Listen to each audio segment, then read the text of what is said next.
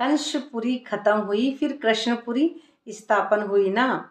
होती भारत में है, भारत अर्थात जहाँ लाइट लाइट होती है, जिन आत्मा की बुद्धि में लाइट होती है।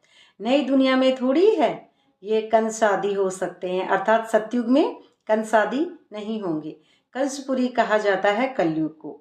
तो यहाँ देखो कितने मनुष्य अर्थात मन के वश है, तो सतयुग में थोड़े होंगे। सतयुग में देवताई बुद्धि होती है।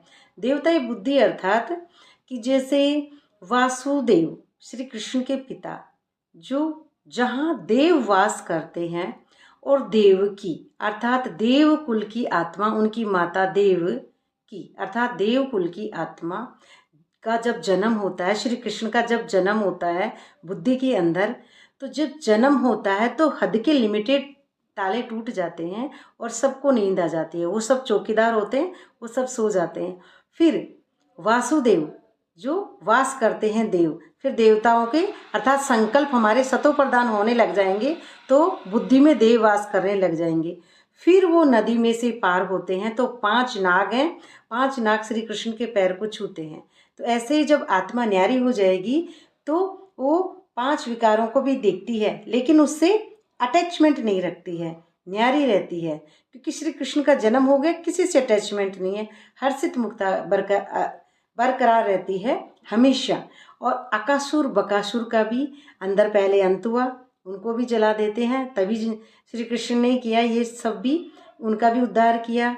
और जो वो पूतना थी जिसने दूध पिलाया, उसका भी श्री कृष्ण ने उद्धार किया। और गोकुल में श्री कृष्ण गए। गो अर्थात गो कहेंगे संस्कृत में गौ को, अर्थात आत्मा को, चैतन्य को, और कुल यानी स्वर्ग की आत्मा, गोकुल आत्मा, जहाँ श्री कृष्ण स्वर्ग में निवास करते हैं वो आत्मा। तो ये 5 विकारों से परे होती है, न्यारी दर्शक के रूप में।